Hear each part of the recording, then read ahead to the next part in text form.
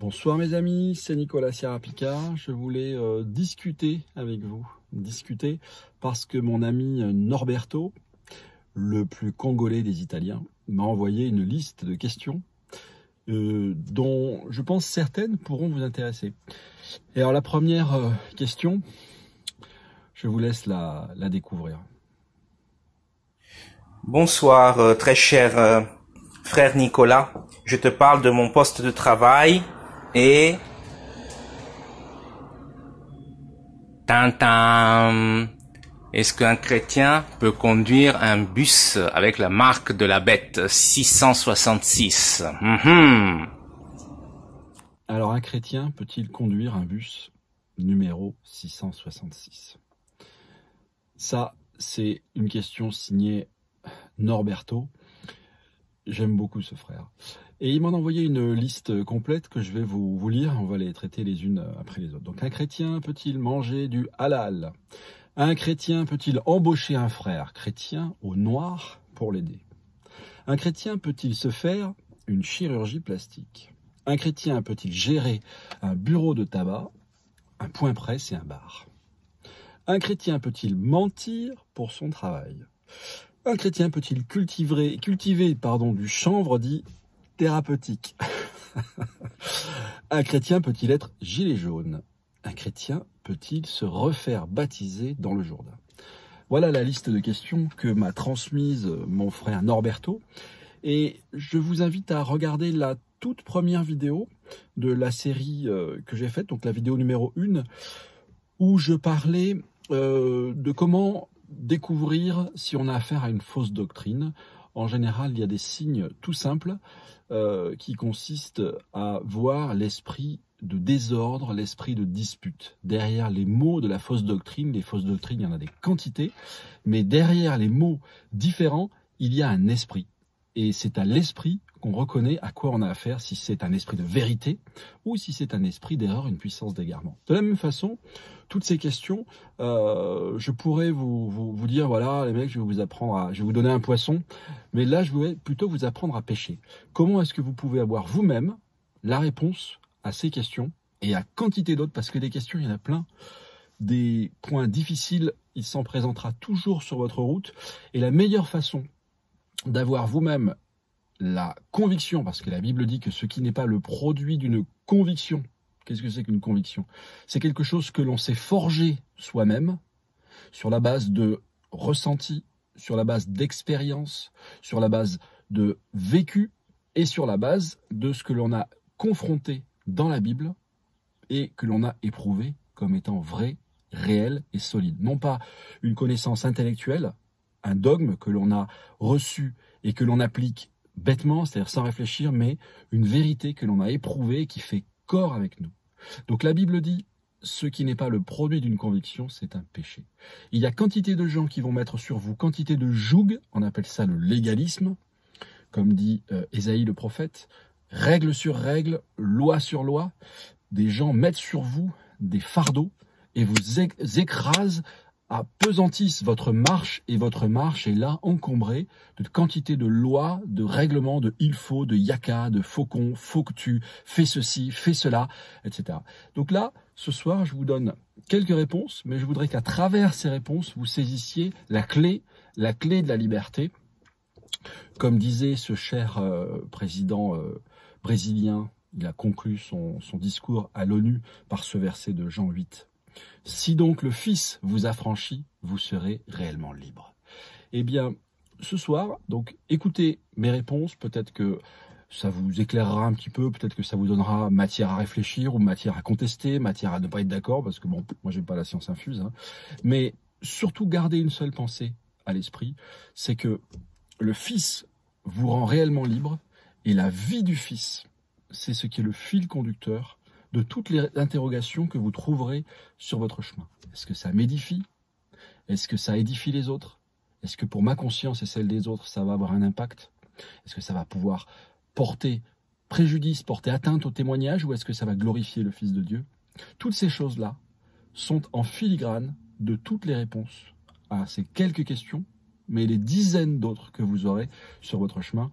Et on pourra faire une seconde vidéo, vous pourrez en ajouter d'autres, mais voilà. Donc je commence par la toute première question. Un chrétien peut-il conduire un bus marqué 666? Merci Norberto, tu m'as bien fait rire. Alors, est-ce que ce bus, c'est un bus qui est marqué par le chiffre de la bête? Pas du tout. Pas du tout, c'est un bus qui porte un numéro qui est entre le 665 et le 667. C'est un bus qui porte un numéro, c'est-à-dire des centaines, des dizaines et des unités, c'est tout. Ça n'est pas un bus qui est marqué par l'esprit de la triple déchéance de l'antéchrist, la déchéance physique, morale et spirituelle, ou plutôt spirituelle, morale et physique. Mais tout va ensemble. Vous savez, quand il y a une déchéance d'un côté, ça se répercute. Quand il y a une déchéance, une coupure d'avec le monde spirituel bénéfique, divin, merveilleux, en Jésus-Christ, par le sang de l'agneau, il y a une ouverture à des puissances spirituelles néfastes, une infection morale, et forcément, ça se voit, c'est marqué dans le physique. Eh bien, ce bus, c'est un être inanimé, et c'est un frère, qui plus est, chauffeur de bus chrétien, qui vient, qui prend le volant, et qui va bénir ses usagers, et sanctifier quelque part cet instrument qui est neutre. Et c'est pas parce que cet autobus porte un numéro à 3 chiffres, une centaine, une dizaine, une unité, entre le 665 et le 667, que ce chiffre correspond à un chiffre qui est dans la Bible, qu'il est marqué par l'esprit de la bête. Une deuxième chose, un deuxième volet à cette réponse, mon frère, ma sœur, si tu es lié par la superstition, fais une chose, libère-toi. Je parlais avec un frère l'autre jour, et il me disait quelque chose qui m'a... Il missionne auprès de tribus amérindiennes, et il me parlait d'aller dans une tente de sudation, faire une cérémonie, etc.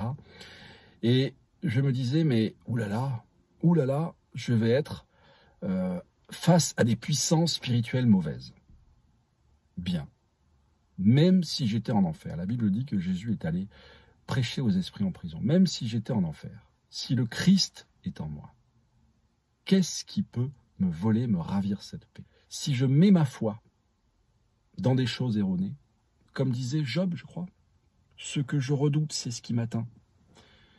Le mal que je projette, le mal que je redoute, le mal que je crains, j'y mets ma foi, j'y mets ma confiance, je lui donne je lui donne un assentiment, je mets ma conviction dedans, et quelque part je lui donne un terrain dans lequel il peut prendre vie et venir infecter ma vie. Ce que je redoute, c'est ce qui m'atteint. Ce que je crains, c'est ce qui m'arrive. Si je donne une puissance, une autorité à ces choses-là sur ma vie, donc si je suis superstitieux, je m'ouvre à ces puissances. Okay ? Deuxième question, un chrétien peut-il manger du halal? C'est exactement la même logique pour ce qui concerne ma vie personnelle. Vous savez, dit l'apôtre Paul, que les idoles ne sont rien. Ce qu'on sacrifie, on le sacrifie à des idoles, et les idoles ne sont rien. Il y a un seul Dieu, le vrai, l'unique. Et l'apôtre Paul dit, mangez de tout ce qui se vend au marché, ne vous enquérez de rien par motif de conscience. Vous avez entendu? Mangez de tout et ne vous enquérez de rien par motif de conscience. Vous pouvez même manger de la viande halal. Maintenant, une petite chose. C'est ce que l'apôtre Paul dit, ce qu'il appelle la conscience de la personne qui t'écoute. La conscience de la personne qui est faible. Il va se dire, ah tiens, toi tu es chrétien, tu manges ça. Alors moi, ma liberté me permet de manger de tout sans problème. Maintenant, il y a la conscience de la personne en face de moi. À cause de la conscience de cette personne, je dois dire, écoute, moi, ta viande, elle a été sacrifiée à une idole, je ne peux pas la manger parce que dans la Bible, il est dit, papa. Voilà. Ça, c'est une chose.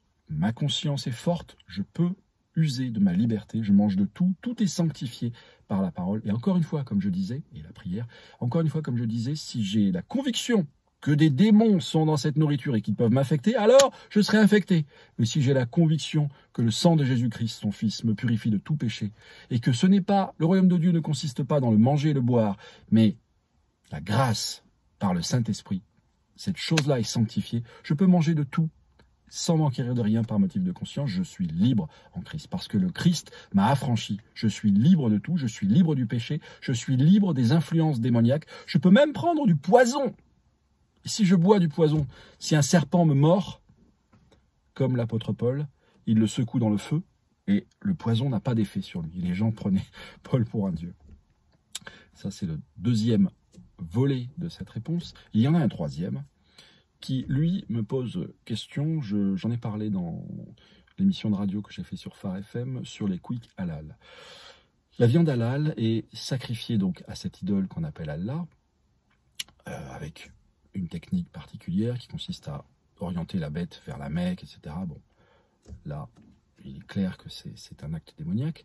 Mais plus que ça, cet argent, quand vous achetez une viande dans un restaurant halal, il y a une partie, comme l'écotaxe, vous savez, là il y a une halal taxe, il y a une partie de cet argent qui va servir à aller nourrir l'halalisation, pas seulement cette mosquée ou cet organisme qui est à Lyon, je crois, qui s'occupe de halaliser ce qui est en France. D'ailleurs, il y a eu une tentative de label d'ISO français laïque pour essayer de gérer cette chose-là de façon publique, et ça a été totalement refusé par les musulmans. Ça a été abandonné en 2018.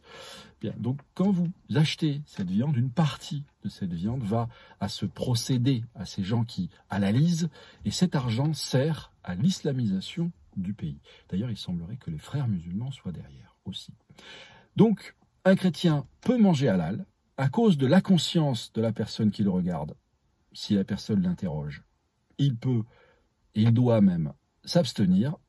Ça lui permettra de donner un témoignage. Et cet argent, sachant que s'il achète de la viande halal, cet argent va aussi financer l'islamisation de notre pays. Et pour ça aussi, je pense qu'il faut s'abstenir. Mais rien de ce qu'on va ingérer ne peut nous souiller spirituellement ou même physiquement.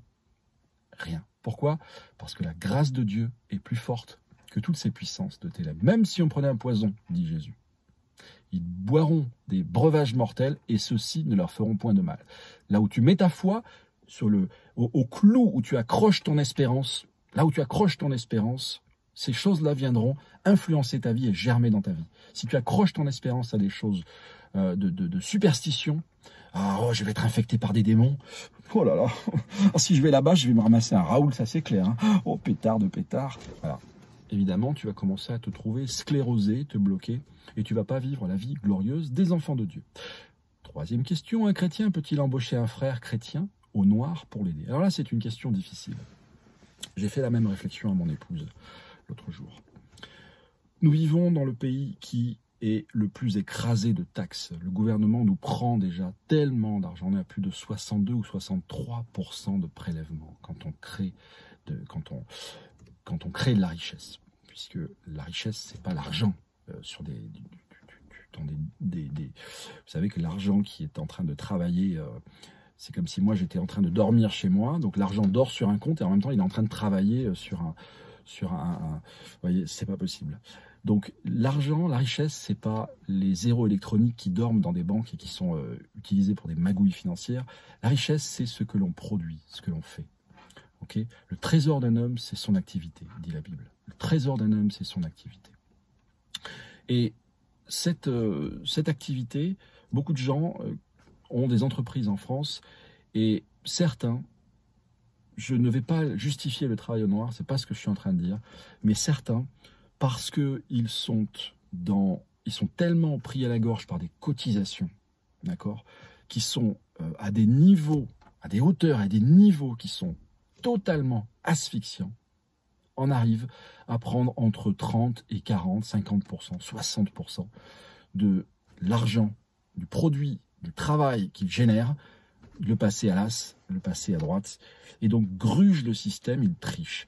Les gens, parce qu'ils ne se sentent plus valorisés, ils n'arrivent plus à vivre ou à survivre, ils ne sont qu'en survie, ils ne participent plus.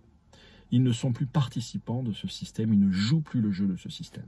Et ces gens-là, je ne vais pas les juger. Je vous le dis franchement, je ne les juge plus. Avant, je les jugeais, je dis oui, bon.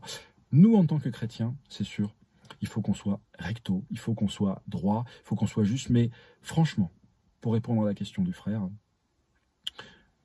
employer quelqu'un ou lui permettre de faire du noir parce qu'il est en train de mourir, de s'asphyxier dans un système qui est conçu pour écraser, pour opprimer, moi je dis, le droit et la justice, c'est d'aller aux choses les plus simples.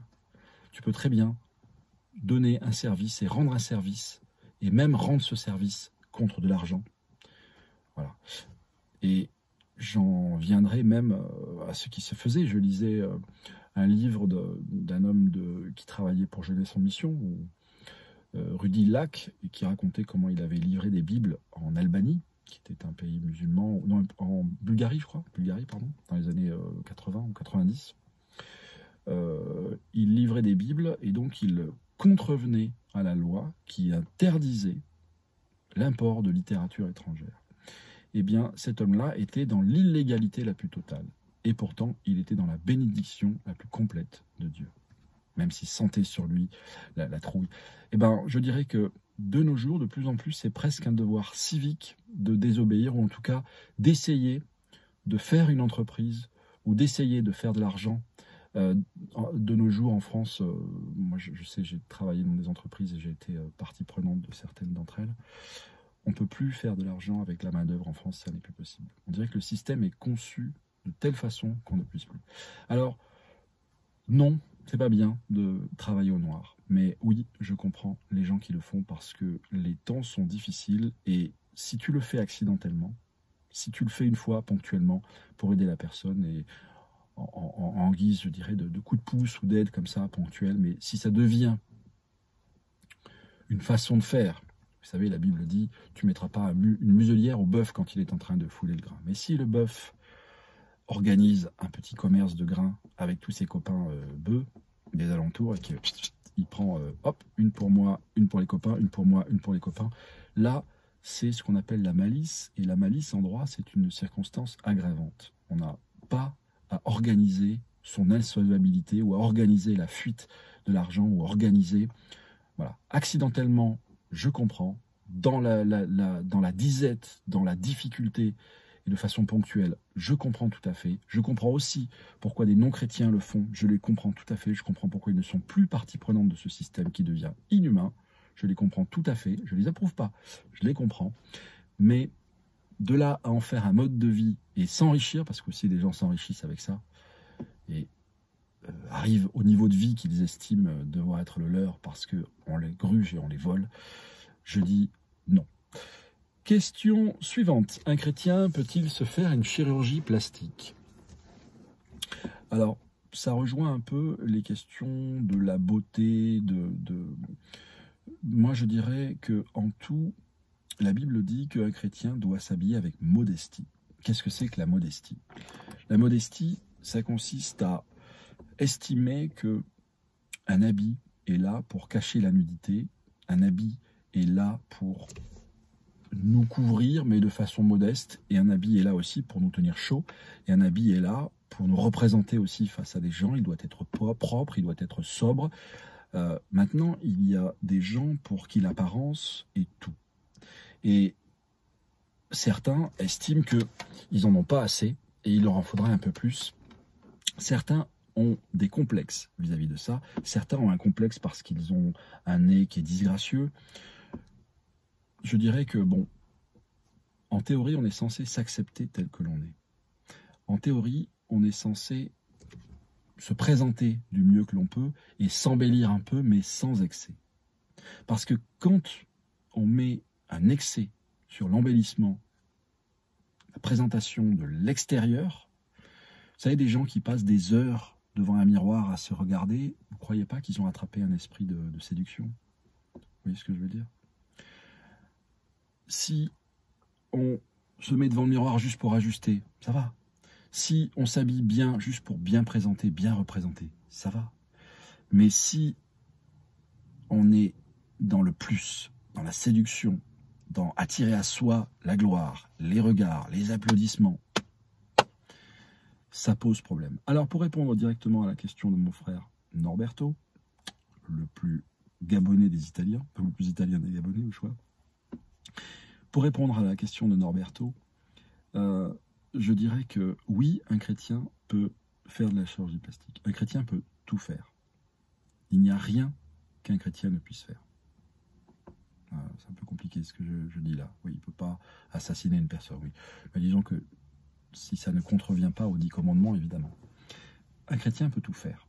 C'est l'abus, l'exagération qui est néfaste. Par exemple, une personne qui estime que eh bien, son nez est disgracieux. Moi, par exemple, j'ai un grand nez. J'estime que j'ai un grand nez. Voilà. Vous savez ce qu'on dit, un grand nez, grand pied. Voilà. Eh bien, j'ai aussi les oreilles un peu pointues. J'ai fait ça pour mon bébé. On a un bébé, quand il est né, on lui a mis un petit bonnet. C'est un peu ridicule. S'il existe de la chirurgie plastique parce que l'enfant est vraiment, et on se moque de lui parce qu'il a des feuilles de chou terribles, ma foi, je ne vois pas ce qui empêcherait de le faire. Ce qui est gênant, c'est l'abus, l'excès. Vous vous souvenez de Michael Jackson, comme il était avec son nez qui avait des traits un peu négroïdes, c'est normal, c'était ses origines, mais il avait un nez tellement fin, en fait, et on voyait, il y a des femmes aussi qui sont injectées au botox, et puis on sent que c'est tiré, et puis il y a quelque chose d'artificiel, il y a quelque chose d'exagéré. Je pense que c'est là que le curseur va se positionner. Un chrétien, il doit s'arrêter là où il y a de l'exagération, là où il y a de l'abus. De la même façon que pour la beauté, quand il y en a trop, ça attire le regard sur soi et pas sur ce qu'on voudrait représenter. Il y a des gens qui sont des commerciaux et qui se frayent un chemin dans le monde des affaires avec leur apparence physique. Je ne suis pas super convaincu que ce soit la meilleure chose parce que, quelque part, ce qu'ils vendent, c'est eux-mêmes, c'est le charme et c'est la séduction. Et derrière tout ça, il y a un fort esprit de mensonge. Nous devons être habités par l'esprit de vérité. L'esprit de vérité en nous, il n'est pas dans l'autopromotion. Il est dans la justice, il est dans la justesse, il est dans l'équilibre. Et il n'est pas là pour pousser des choses qui ne devraient pas être en mentant et en grugeant. Je vous donne un exemple. L'esprit de mensonge, et beaucoup de chrétiens l'utilisent, beaucoup de chrétiens sont dans l'esprit de mensonge. Beaucoup de chrétiens, de commerçants chrétiens sont dans l'esprit de mensonge. Je vais vous dire un exemple super simple. Quand dans une librairie chrétienne, on vous présente un livre à 9,99 €, ça c'est l'esprit de mensonge. Pourquoi? Parce que le commerçant vous fait croire que vous n'allez pas laisser 10 € pour ce livre. Il va vous laisser 1 centime. Qu'est-ce que vous allez faire avec ce centime? Moi j'ai un verre à la maison, un pot rempli de centimes, on n'en fait rien. Et on a des centimes au poids. Même les échanger à la banque, c'est compliqué. Pour avoir 1 €, ça fait un paquet d'argent, et donc ils sont là, ils servent à caler de presse-livre, quoi. L'esprit de mensonge, c'est de te faire croire que le bouquin, il vaut pas 10 €, il vaut 9 € encore. Voilà, ça c'est l'esprit de mensonge. L'esprit du monde, l'esprit de la tentation, l'esprit de la séduction, c'est le mensonge. Donc le chrétien peut tout faire, mais il doit se garder de l'esprit de mensonge, de l'esprit de séduction, de l'esprit de tentation, toujours mentir sur les choses, dissimuler, cacher. Le maquillage sert aussi à cacher les choses, et je comprends que beaucoup de femmes utilisent ça, mais je trouve que une femme qui accuse, qui affiche son âge, qui accuse ses années, et pas qui les accuse, mais qui les assume plutôt, je trouve que c'est beaucoup plus beau. D'ailleurs, on voit que beaucoup de gens qui sont en paix avec eux-mêmes, qui sont réconciliés avec eux-mêmes, avec leur image, avec leur identité en Christ, ils sont les plus naturels du monde. Ils sont très peu dans le maquillage ou dans la peinture qui va couvrir. Voilà. Je pense qu'ils sont plutôt dans l'esprit de vérité. Ça, c'était la question numéro 4. Un chrétien peut-il gérer un bureau de tabac, un point presse et un bar? Alors là, je vous renvoie à un des éditoriaux que j'avais écrit il y a près de 15 ans. Le tiercé de tête des péchés qui ont détruit notre nation. C'est-à-dire l'alcoolisme, c'est-à-dire le démon du jeu, le vice du jeu. Vous savez que jouer à des jeux d'argent, c'est mauvais. Un chrétien ne doit pas sciemment être dans l'industrie du jeu. Il y a eu une discussion comme ça avec la Chambre de commerce chrétienne internationale, ICCC. Il y avait des gens qui pensaient qu'un chrétien pouvait être croupier. Croupier, vous savez, celui qui distribue les cartes, etc. Un chrétien ne peut pas participer à l'industrie du jeu, qui est une industrie de mensonges. Et il ne peut pas participer à la destruction de son prochain. Alors vous allez me dire, mais un chrétien ne peut pas non plus travailler dans l'industrie de l'armement. Si on va au fond des choses, effectivement, ça pose un gros problème. Ça pose un gros problème. Un chrétien peut essayer d'être un témoin dans cette industrie de l'armement pour essayer de limiter les dégâts. Après, on en arrive à des considérations un peu compliquées. Mais un chrétien ne peut pas entrer dans l'industrie du jeu. Et donc, vous savez que les bureaux de tabac, donc le jeu, le loto, la loterie, toutes ces choses-là, c'est un impôt indirect, un impôt sur la bêtise. J'appelle ça un impôt sur la bêtise et sur la superstition. Beaucoup de gens jouent toujours les mêmes numéros, sont des gens superstitieux, touchent du bois, touchent des trucs, voilà. Et ils jouent toujours les mêmes numéros dans l'espoir de, vous savez, hasard, je crois que c'est un mot arabe qui signifie, qui est un des dieux, un dieu de la chance, voilà. Souvent les gens pensent que la chance soit avec toi, voilà. Je ne crois pas qu'un chrétien qui joue au jeu gagne de l'argent. Je ne pense pas que... Et je peux vous en parler d'autant plus que je suis vacciné contre le jeu, puisque je viens d'une famille noble. Donc, mon arrière-grand-mère était une comtesse. Et mon grand-père, et donc mes ascendants étaient liés par le démon du jeu, certains. Et mon grand-père montait des hôtels-restaurants, et il jouait aux cartes. Et il en a perdu, d'après ce que m'a dit mon père, donc qui était quand même un peu un hableur et qui exagérait un peu quand même parfois. J'espère que je n'ai pas attrapé ce même travers. Eh bien, mon père m'a dit qu'il en a perdu 2. Et le jeu, il a tendance, quand on glisse dans ce domaine-là, il a tendance à nous déshabiller et à nous laisser partir une main devant, une main derrière. C'est souvent comme ça que ça fonctionne. Il y a des algorithmes. J'ai fait 2 émissions de radio sur la question. Il y a des algorithmes qui ont été théorisés par l'industrie du jeu américaine dans les années 20 ou 30. Il y a un algorithme qui va calculer la part de restitution qui va être donnée aux gens de façon à leur donner un petit peu de satisfaction pour qu'ils continuent à jouer, mais en fait ce qu'ils perdront sera plus important que ce qu'ils gagneront. Donc un chrétien peut-il tenir un bureau de tabac, un point presse ou un point grattage, tirage, enfin tous ces trucs-là? Je dirais que c'est compliqué. Et un débit de boisson alcoolisée, je dirais que c'est compliqué. Et je dirais non. La place d'un chrétien, c'est pas... Alors si le gars veut faire de la psychologie de comptoir, je l'invite plutôt à être coiffeur ou coiffeuse. Là, il aura l'occasion de parler aux gens et ils seront un peu plus réceptifs, parce que je ne crois pas qu'on peut accompagner une personne dans son péché. On ne peut pas la servir et l'inciter à boire encore plus parce que c'est un client. Je crois qu'on doit pouvoir et on doit absolument s'abstenir de ça. Je ne sais pas si vous êtes d'accord avec moi. Je continue. Un chrétien, alors c'est une question qui est connexe, un chrétien peut-il mentir pour son travail? Quand on dit ça, on pense de suite à quoi? Oui, je vous le donne en mille, on pense aux avocats. Un avocat chrétien qui a un de ses clients dont il sait pertinemment qu'il est... vous savez qu'en France, le mensonge n'est pas criminalisé. Aux États-Unis, le mensonge est criminalisé. C'est-à-dire que si vous mentez, et si vous êtes pris en flagrant délit de mensonge, c'est un crime. Vous pouvez être inquiété par la justice. En France, tout est relatif. La vérité, c'est... voilà, un mensonge répété par 10 personnes, c'est une vérité en France. Il suffit de dire... On peut dire ce qu'on veut.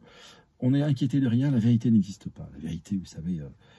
c'est Pilate qui disait à Jésus, mais la vérité, mais qu'est-ce que la vérité? Tout le monde a sa vérité.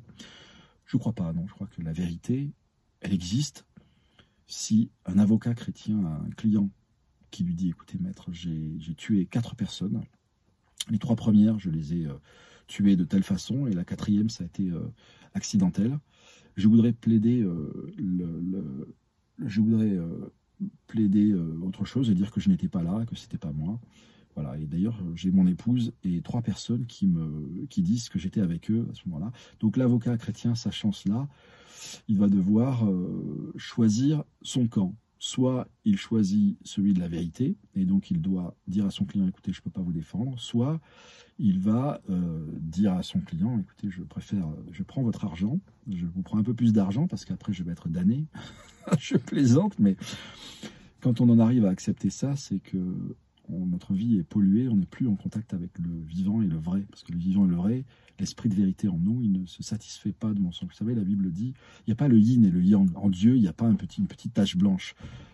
Dieu est lumière, il n'y a point en lui de ténèbres. on peut pas s'avancer vers Dieu et garder un... Vous savez, on dit que les guerriers teutoniques, ceux qui étaient les Templiers, ils se faisaient baptiser avec la main droite hors de l'eau. Pourquoi se faisait-il baptiser la main droite hors de l'eau? C'est ce qu'on raconte. Hein.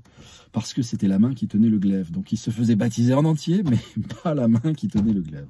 Non, c'est leur cœur. Leur cœur n'était pas touché. Vous pouvez mettre une pierre dans l'eau pendant 1 milliard d'années, est-ce que son cœur sera mouillé? Non, le cœur restera sec. Si ton cœur appartient à Dieu, tout appartient à Dieu. Si tu te fais baptiser en laissant ta main hors de l'eau, si dans ta vie tu laisses un petit point, une petite tache de mensonge, toute ta vie est dans le mensonge. Parce que un jour, cette petite tache, ce petit léopard ou ce petit tigre tout mignon que tu as adopté, que tu as accueilli chez toi, un jour deviendra un animal sauvage de 80 kilos, capable de t'arracher le bras ou de d'égorger tes enfants sans que tu n'aies le temps de dire ouf. Donc, tolérer le péché, c'est tôt ou tard s'exposer à recevoir chez soi la visite du président, du pape du péché, le diable et ses sbires. Donc, c'est lui laisser un terrain dans ta vie, un terrain d'action.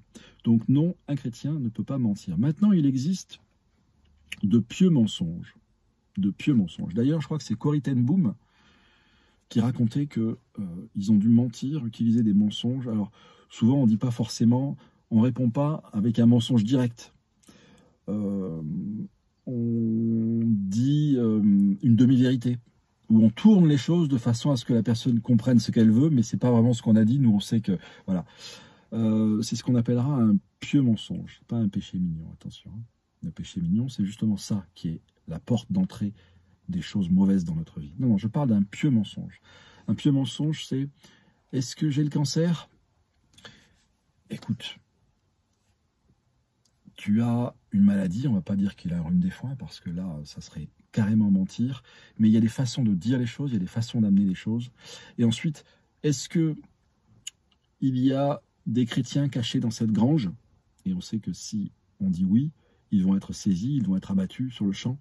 Là, le dilemme est conséquent et je comprendrais qu'une personne puisse mentir. Mais de là à en faire profession et à laisser en nous résider un esprit de mensonge, je ne sais pas si vous me saisissez, vous me suivez, laisser résider en nous un esprit de mensonge et en tirer profit, je dirais c'est extrêmement risqué. D'accord? Pieux mensonge, je le comprendrai. Et je pense que Dieu le comprend aussi. D'ailleurs, vous savez que les gens qui vont être damnés, ce n'est pas les gens qui n'auront pas récité la bonne formule. Alors vas-y, Saint-Pierre à l'entrée du paradis, vous savez. Là, il n'y a de Dieu que Dieu et Jésus-Christ et son Fils et son enfant. Ah, c'est bon, tu as récité la bonne formule, tu peux rentrer. Non. Encore une fois, c'est une attitude de cœur. Est-ce que le cœur a adhéré? Est-ce que le cœur a reçu la lumière?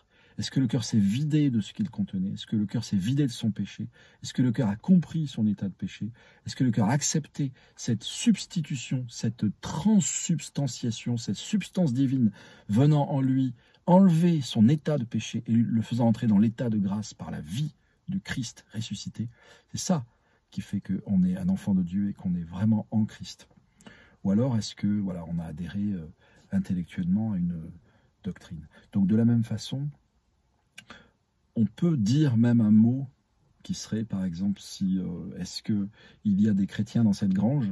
Est-ce que vous cachez des chrétiens ici? On pourrait très bien dire non, en pensant oui. D'ailleurs, on a vu des musulmans qui faisaient la prière musulmane, c'est-à-dire qui se mettaient sur leur tapis de prière devant tout le monde, qui se mettaient à genoux et qui priaient, et qui, dans leur cœur, priaient le Dieu vivant et vrai au nom de Jésus-Christ. Alors, dans cette position-là, je le comprends tout à fait. Maintenant, il y a des actes en eux-mêmes qui ouvrent des accès aux choses ténébreuses. Par exemple, des invocations que l'on va faire dans le yoga, qui sont des incantations, des positions du yoga qui sont des incantations en elles-mêmes. Et là, on peut s'ouvrir à des influences démoniaques. Mais ce n'est pas la question. Je ne veux pas aller trop loin, mais il y a des lois spirituelles. L'exemple que je donnais de ces musulmans qui continuaient de faire la prière en apparence, mais qui dans leur cœur priaient le vivant et le vrai par Jésus-Christ, ça pose un problème qui est celui du témoignage, et ils le font pour éviter d'être des martyrs. Mais vous savez que tôt ou tard, si on pêche par lâcheté, qu'on est connecté au Dieu vivant, il nous mettra en position de devoir trancher. Donc moi je comprends que des gens le fassent, je comprends qu'ils puissent rester dans cet entre-deux pendant un temps, mais évidemment je ne pense pas qu'ils seront, parce que c'est inconfortable, je pense qu'un jour ou l'autre ils devront se manifester, prendre position. Donc voilà, et peut-être même prennent-ils position de façon underground. Hein. Voilà, vous savez que ça se produit de nos jours. C'était l'Alliance évangélique allemande, donc par la voix de son magazine qui s'appelle IDEA, qui disait qu'il y avait une soixantaine, c'était en 2003, 2004, 2005, je ne sais plus, ou 2006, une soixantaine de personnes en Allemagne étaient décédées, d'ex-musulmans étaient décédés, 3 semaines environ, après avoir annoncé à leur famille leur conversion à Jésus-Christ, étaient décédés dans des circonstances troubles. Donc certains auraient été battus, auraient été des filles ou des jeunes sont envoyés au bled, d'autres sont empoisonnés, etc. Il se passe dans ces milieux-là des pressions de la communauté, des pressions du groupe qui sont importantes au point même que ça va jusqu'à des coups, jusqu'à des violences physiques et des assassinats, des meurtres, même dans la famille. Donc moi, je ne vais pas juger ce que font d'autres personnes. Je dirais que ça aussi, c'est peut-être un esprit de mensonge, mais c'est peut-être un entre-deux ou un pis-aller, peut-être une façon de donner le change pour l'apparence, tout en ayant dans son cœur les pensées tournées vers le Seigneur. Voilà. Je pense que si c'est un péché de lâcheté, de toute façon, le Seigneur les confrontera à un choix, tôt ou tard. Ils devront publiquement ou devant des tiers se positionner. Je ne sais pas si vous me suivez, c'est un peu long, j'essaie d'être concis, mais d'être clair. Alors j'espère que c'est le cas. On continue, on arrive à la fin. Un chrétien peut-il cultiver du chanvre dit thérapeutique? Aïe, aïe, aïe. On reprend notre verset de tout à l'heure. Tout ce qui est... tout peut être pris avec des actions de grâce. Hein. Si on dit merci au Seigneur, ça va sanctifier la drogue, ou ça va sanctifier le vin. Jésus a transformé de l'eau en vin à la fin des noces, quand les gens étaient déjà bien entamés. Je ne sais pas si on peut utiliser ça comme un prétexte. De la même façon, il y a des gens qui disent un chrétien peut boire de l'alcool. Alors moi, c'est pas ce que j'ai lu dans la Bible. J'ai lu dans la Bible ce que l'apôtre Paul dit à Timothée, ne continue pas à ne pas boire de vin, mais fais usage d'un peu de vin pour ton estomac, à cause des aigreurs, etc. Moi aussi, je fais usage parfois d'un peu de vin pour brûler des choses qui ont du mal à passer dans mon estomac. Mais la règle, c'était ne continue pas à ne pas boire de vin. Donc la règle, c'est de ne pas boire de vin. J'espère que c'est clair pour tout le monde. L'alcool, les enchantements, ça fait perdre le sens. Méfiez-vous de tout ce qui fait perdre le sens. De la même façon, alors moi j'ai pris du hashish, j'ai fumé du hashish, j'ai même mangé le hashish comme faisaient les poètes du 19e, Baudelaire et compagnie, Rimbaud et compagnie. Ces choses-là vous font perdre le sens, vous font perdre le sens de la réalité. Il y a dans le hashish, dans le THC, tétrahydrocannabinol, vous savez que les Américains ont fait énormément de recherches sur le THC dans les années 60 parce que leurs enfants étaient complètement à fond dedans.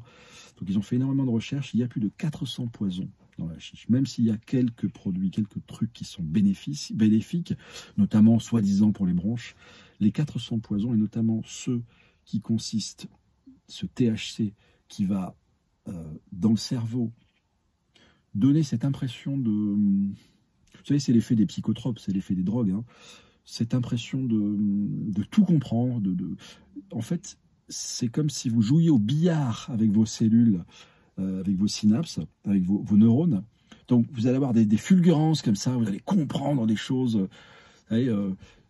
C'est comme si vous mettiez plus dans un verre d'eau que ce qu'un verre peut contenir. Donc, vous allez tout d'un coup...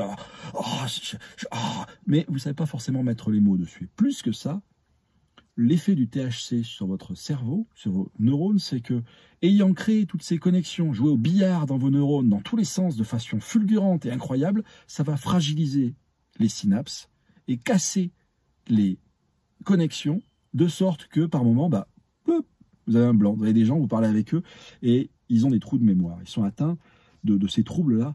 Donc je dirais, un chrétien peut-il cultiver du THC en fumée? Je dirais non, parce que ça va lui faire perdre le sens. 2, il y a tellement de poison dedans que c'est mauvais, notamment ça peut créer aussi des troubles psychiques. Moi, pendant des années, j'en ai fumé pendant des années. Pendant des années, après ma conversion, à chaque fois que quelqu'un prêchait et parlait de l'antéchrist, je prenais une décharge électrique et je croyais que c'était moi l'antéchrist.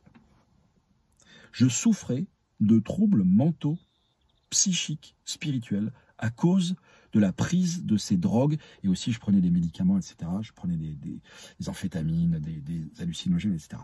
Je souffrais de troubles psychiques à cause de ces drogues. Donc méfiez-vous de ces drogues. Non seulement elles font perdre le sens, mais elles vont créer des troubles qui vont perdurer pendant des années, peut-être même de façon irréversible. Et une dernière chose, un chrétien peut-il tirer bénéfice de la vente de cette hypocrisie, parce que c'est une hypocrisie, tout simplement. Vous savez que tout ce qui est gauchiste, tout ce qui est prétexte, vous savez, ce que j'appelle le gauchisme, c'est par exemple, vous avez le droit de mettre une caméra, mais il faut absolument, pour empêcher les voleurs de voler, mais il faut absolument mettre un panneau pour dire aux voleurs où est la caméra.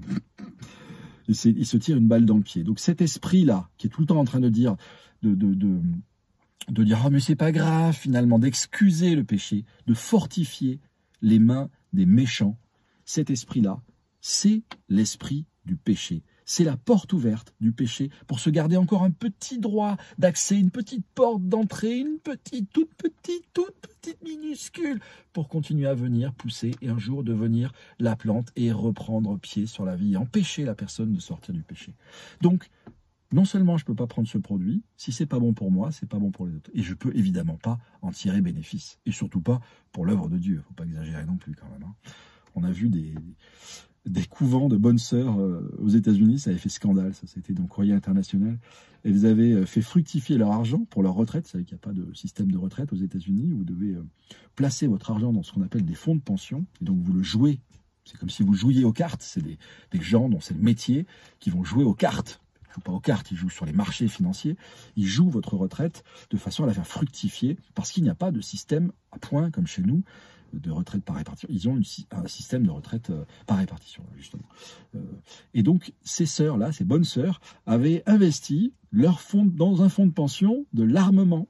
Et donc, faisaient leur retraite avec la vente, les produits de vente d'armes. C'est bien hypocrite tout ça, évidemment. J'imagine que quand elles s'en sont rendues compte, elles sont vite sorties. Quiconque reste là-dedans, c'est comme ce que je disais tout à l'heure. On est toujours dans le même problème, la même problématique, c'est l'esprit de mensonge. Soit on est dans l'esprit de vérité, soit on tolère l'esprit de mensonge en nous. C'est le même en filigrane de toutes les réponses à toutes les questions difficiles, de tous les choix cruciaux de notre vie, il y a ça. Est-ce que je vais dans l'esprit de vérité ou est-ce que je me laisse avoir par l'esprit de mensonge? L'esprit de mensonge, il est caché derrière tous les appartements témoins. L'appartement témoin, la maison témoin, elle est toujours magnifique. Oh, qu'est-ce qu'elle est belle! Et quand vous achetez la vraie maison, vous vous retrouvez avec des trucs, quand vous éternuez, vous avez le mur qui tombe. Hein. Voyez, je caricature évidemment. Mais c'est comme ça que fonctionne le mensonge. Il vous fait croire que le péché, que le fruit du péché, que le salaire du péché, il va vous rapporter quelque chose. C'est pas vrai. Si vous avez investi 5 € dans le péché, il vous en coûtera 10. Il vous en rapportera pas 20. C'est pas vrai. Il vous en coûtera 5 de plus. C'est toujours pareil. Ok ? Donc, esprit de vérité ou esprit de mensonge. On va terminer avec un chrétien peut-il être gilet jaune? Alors là, je dirais oui, un chrétien peut être gilet jaune. Je dirais même, je vais vous choquer terriblement. Un témoin peut aller dans la franc-maçonnerie. Un chrétien peut aller dans la franc-maçonnerie pour être un témoin. Je dirais dans la franc-maçonnerie spéculative, pas dans la franc-maçonnerie opérative. C'est-à-dire pas des gens qui trafiquent, qui font des incantations, non, mais dans la franc-maçonnerie qui se contente de faire des réunions en loge et de discuter des problèmes de société. Un chrétien peut, pourquoi pas, aller là-dedans et être un témoin. Pourquoi pas. Moi, voilà. Maintenant, si on lui demande de devenir franc-maçon et vous savez, de retirer son alliance et de mettre l'anneau des maçons en premier, puis son alliance en second, c'est-à-dire de dire face à toutes les puissances humaines et spirituelles réunies que l'alliance maçonnique prime sur le mariage avec sa chère et tendre épouse, c'est-à-dire que les secrets de la maçonnerie ne seront même pas partagés avec son épouse. Ça, c'est un lien démoniaque. Évidemment, un chrétien ne doit pas aller dans ces choses-là. C'est clair et net. Mais pourquoi pas être un témoin, aller de temps en temps, même parler dans une loge maçonnique. Donc un chrétien peut parfaitement être gilet jaune parce que c'est un lieu d'échange, c'est un lieu où les gens ont une immense quête de justice et de vérité. Et c'est aussi des lieux où il y a toutes sortes de gens qui s'abandonnent à toutes sortes de pulsions. D'ailleurs, on sent que c'est un peu en train de vriller en ce moment. Il y en a quelques-uns qui commencent à s'échauffer pour de bon. Bref, je pense on doit être un témoin partout.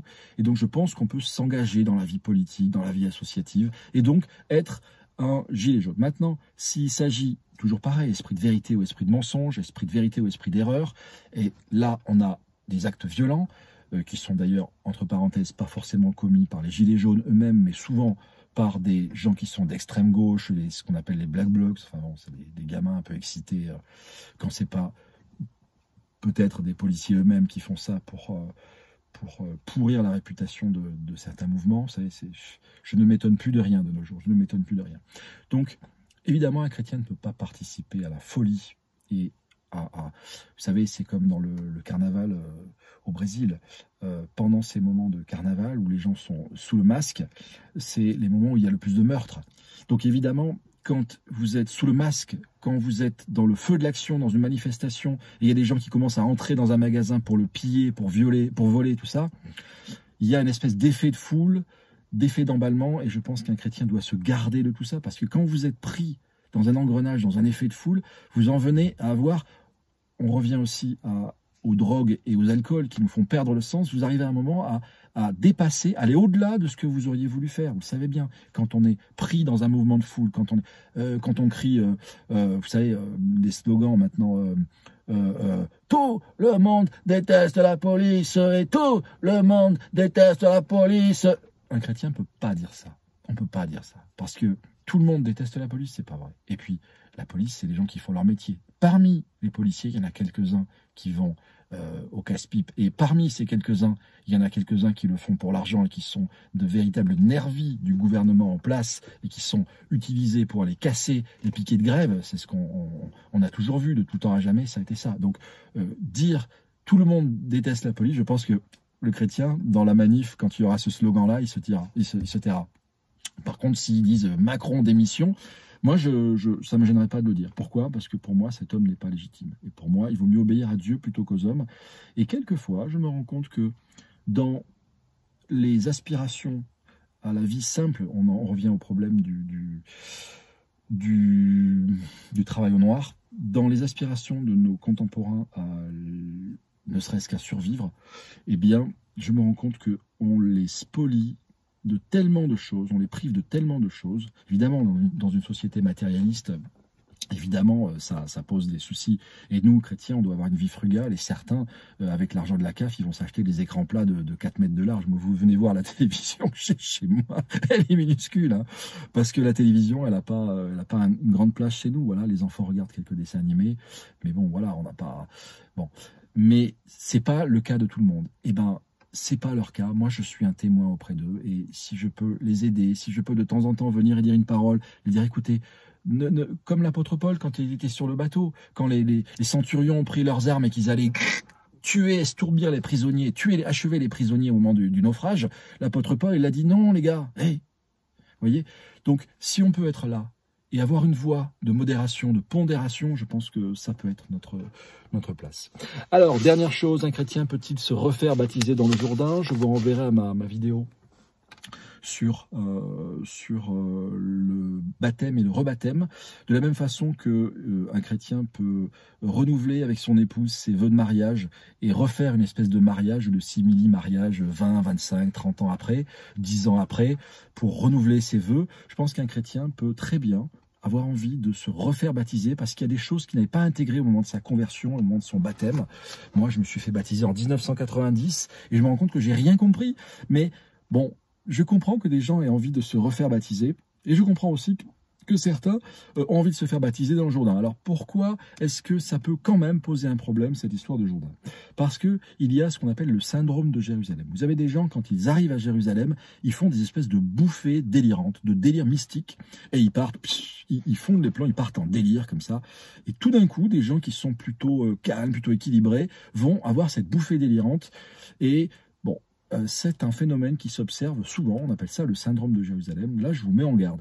Mais pourquoi pas, dans un élan comme ça, et puis pour dire, bon, voilà, au pire, vous aurez pris un bain.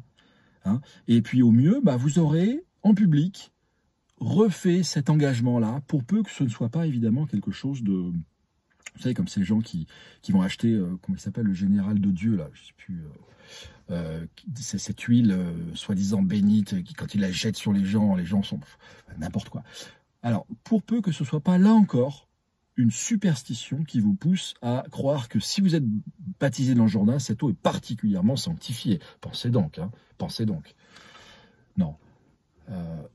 Le baptême, c'est l'attitude d'un cœur repentant, c'est l'engagement d'une bonne conscience devant Dieu. Et c'est aussi le témoignage devant les gens qui sont autour. Donc, je ne suis pas opposé à ce que des gens se refassent baptiser. Je ne suis pas opposé à ce que des gens se refassent baptiser si ça a une vraie portée spirituelle. Maintenant, si c'est juste un truc comme ça, vous savez, il y a une mode messianique, judaïsante, etc. Je ne sais pas, je trouve que c'est... Voilà, c'est un peu comme ces gens qui se font baptiser, se font marier à Las Vegas, juste pour dire on s'est marié, voilà. Cautionner ça, ça me semble gênant. Mais j'ai un ami, Jean-Claude Cheval. Salut Jean-Claude. Lui, il est avec Elvis Presley, vous savez, le sosie d'Elvis Presley. Il y a eu un reportage sur lui sur France 2, France Télévisions, là, truc investigation, samedi, je sais pas quoi. Donc lui, il fait des mariages à Las Vegas avec Elvis. Donc Elvis chante oh, love me tender, love me do. Et puis lui, il fait un sermon aux gens parce qu'il se dit, et il a bien raison, il se dit que ces gens, ils viennent là, ils viennent de partout juste pour se marier. Ils sont dans des situations pas possibles. Parfois, c'est même contre l'avis de la famille. Enfin, c'est pour se marier en catimini ou pour se marier en quatrième vitesse. Il dit, hey, les cocos, arrêtez-vous. Le mariage, c'est, et il leur donne les points biblique du mariage. Et ben moi, je trouve ça formidable et extraordinaire. Donc, si le gars qui baptise dans le Jourdain, c'est sa responsabilité aussi qui est engagée. Pas seulement celui du baptisé, mais celui du baptisant. Il y a des pasteurs, je sais que c'est des pasteurs baptistes, tout ça, qui font peut-être même commerce avec ça. Si c'est un commerce et c'est une simonie, c'est-à-dire une façon de vendre des services spirituels et de faire de l'argent avec des choses saintes, ça, c'est un sacrilège, c'est un péché devant Dieu. Mais si les gars en profitent justement pour leur replanter un peu les jalons, et leur dire, écoutez, le baptême, c'est ça, pourquoi pas, voyez. Donc, je ne suis fermé sur rien. Ce qui est important, c'est l'expérience personnelle, l'appropriation personnelle de la vérité de la Bible. Vous savez, on dit souvent le logos et le réma. Il y a des choses qui sont écrites dans la Bible, il y a ce qui prend vie et corps en nous. Donc à travers tout ce qu'on a dit ce soir, il commence à faire nuit, je vais rentrer pour dîner, à travers tout ce qu'on a dit ce soir, retenez une chose, l'esprit de vérité ou l'esprit d'erreur. La chose a-t-elle pris corps en moi? Ce que je dis, ce que je vais pratiquer, est-ce que c'est le produit d'une conviction ou est-ce que c'est un joug qu'une religion, qu'une communauté a posé sur moi pour me voler quelque part une partie de ma liberté? Si vous avez répondu à ces questions, mes amis, vous êtes libres parce que vous aurez la réponse à toutes les questions. Vous aurez le Christ. Et si le Christ vous affranchit, Jean 8, vous serez réellement libre. À bientôt. C'était Nicolas Sierra-Piquin.